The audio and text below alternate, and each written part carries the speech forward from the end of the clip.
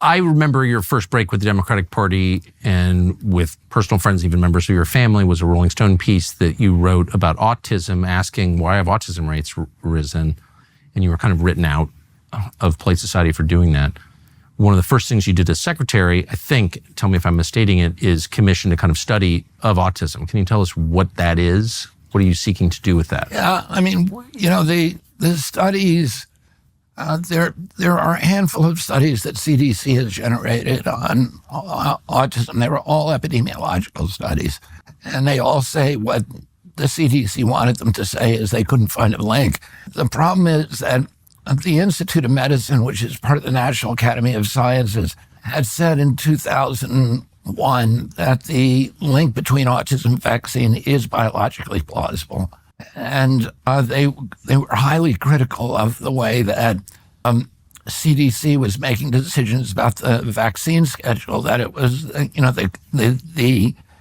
this group ACIP, which is an external panel, which has the responsibility of deciding which new vaccines will be added to the schedule, that they had essentially been captured by industry. The people who serve on that panel, almost all of them have financial entanglements with the industry.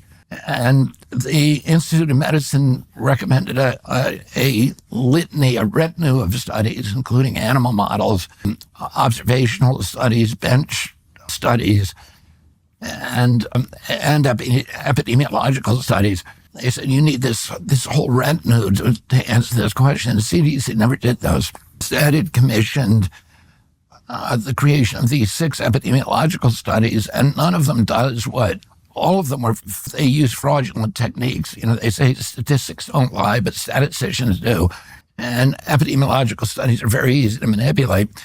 But none of those studies did what you would do if you wanted to find the answer, which is to compare outcomes in a fully vaccinated group to health outcomes in an unvaccinated group.